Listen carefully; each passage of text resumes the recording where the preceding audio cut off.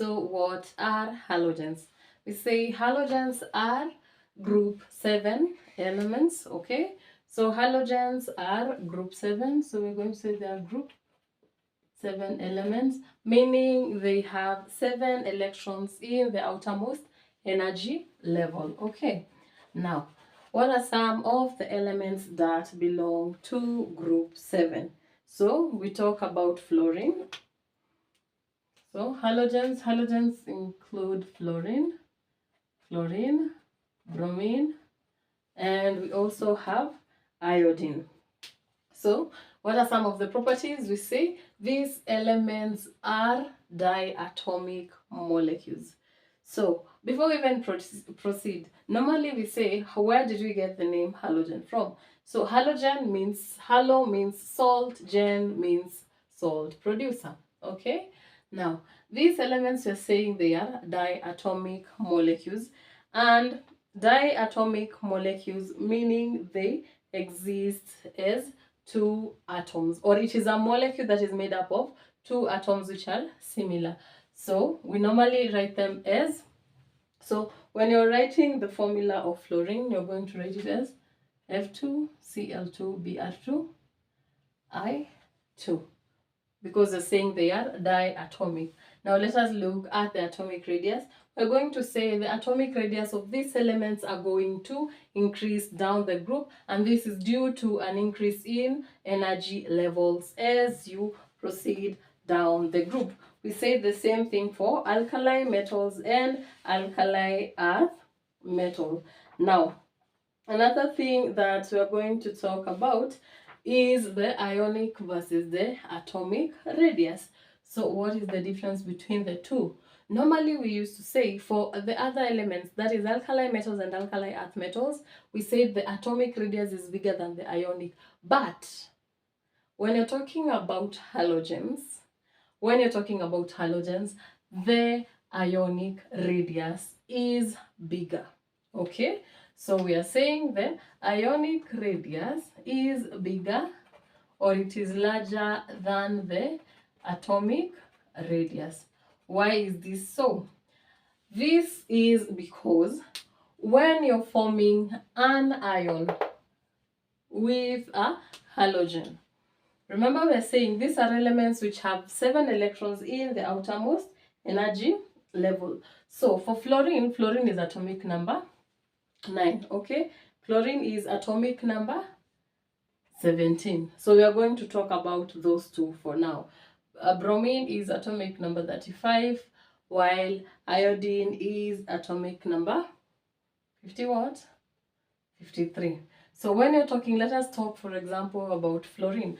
So if this is fluorine, if this is your atom, you have the first energy level. So we are going to write the configuration here as 2:7, okay? So the first energy level which has 2 electrons, and the last energy level which has 7 electrons. So this is our atom. So when you're forming an ion, we are going to have, let me draw, that is your fluorine, the first electrons, the first energy level with the first electrons, and you have the second energy level, like that. Let me put that there. So let me now explain. We are saying the ionic radius is bigger than the atomic radius. Why? This is because during the formation of your ion, during the formation of an ion, here we gain an electron. So you're gaining an electron that is foreign. Okay. And now when you're gaining an electron, remember this electron cloud, or the energy levels, have electrons which are negatively charged. So here you have a negative charge, okay? And you're adding now a foreign electron. That is why I'm putting it in blue, because it wasn't there. So when you're putting in another negatively charged electron, what is going to happen is we're going to have, we say negative and negative repel, positive and negative attract. So you're adding a negative electron in an electron cloud which is highly negative in charge. So you're going to have a repulsive effect. So there is going to be that repulsion that is occurring due to the incoming of, or due to the addition of another negatively charged electron. Okay, so once that repulsion occurs, when repulsion occurs, it's like they're moving. Okay, so the energy levels are going, or the electrons are going to pull apart, or they're going to move away from the nucleus. So this is going to increase the distance from the nucleus to the outermost energy level, meaning the ion is going to have a greater ion, it's going to have a greater distance from the nucleus to the outermost energy level compared to the distance that is in our atom. Okay, so the ionic radius is bigger than the atomic radius due to an electron repulsive effect that occurs when another electron, during the addition of another negative electron in formation of an ion. Okay, so the other thing that we're going to talk about is electron affinity. So what is electron affinity?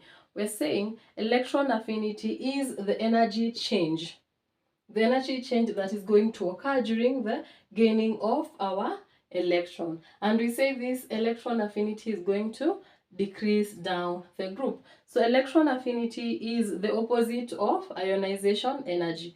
Ionization energy was the energy that was required for gaining an electron. This one is the energy change that is going to occur during the gaining of electron, because we said when an electron comes in, you're going to have a repulsive effect because the electron cloud is it's negatively charged, and then you're putting in another negatively charged electron.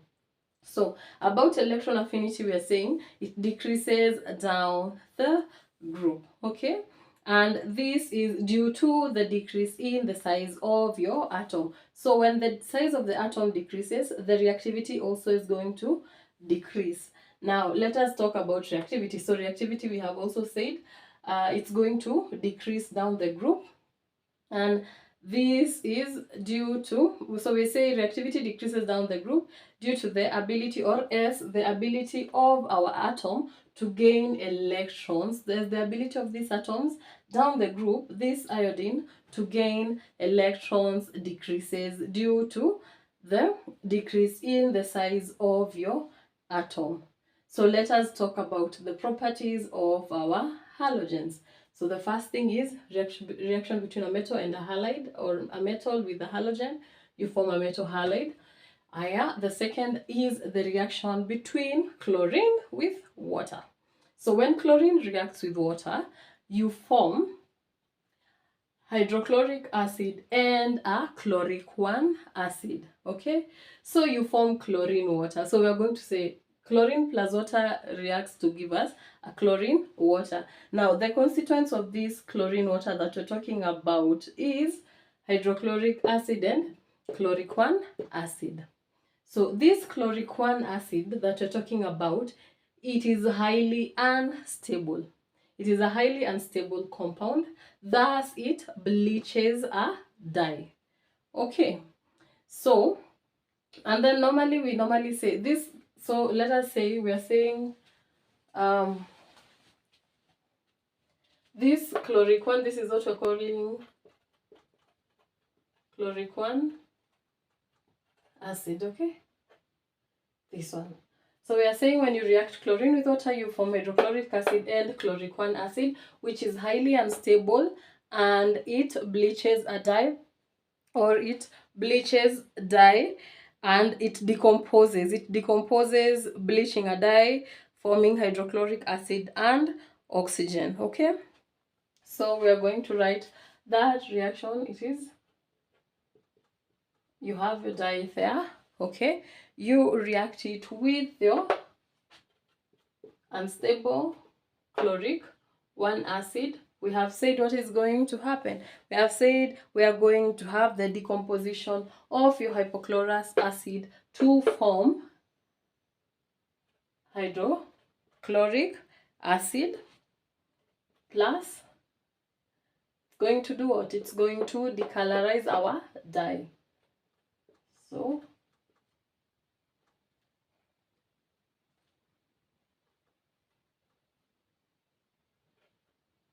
So that is the reaction that occurs when your reacting your hypochlorous acid, or when you're reacting the chlorine water with a dye, or when you're reacting chloric 1 acid with a dye. Another thing that maybe we can talk about is still the reaction of this hypochlorous of this chlorine water or chloric 1 acid. We say, so chlorine water normally it is yellow in color, okay, but when it is exposed to sunlight, what is going to happen is we are going to have the decolorization, or we are going to have the decomposition of our chloric 1 acid to form hydrochloric acid and oxygen gas. So we are saying if your chloric 1 acid has been exposed to sunlight, and we're saying it is normally, chlorine water is normally yellow in color, so it's going to decolorize later. So when it's exposed to sunlight, what is going to happen? We are going to have the decomposition of your chloric 1 acid to form hydrogen chloride plus your oxygen gas that is going to be liberated. So that is it about halogens. Now, maybe something about noble gases to sum up the whole chemical family is, when you're talking about noble gases, for halogens we say they exist as diatomic molecules. Now, for noble gases, they exist as monoatomic molecules, okay, and noble gases tend to have 8 electrons in its outermost energy level. Thus noble gases are stable compounds. This made the scientists initially to think that they were inert, they were not reactive, but they are reactive. Okay, so that is it about halogens and also noble gases.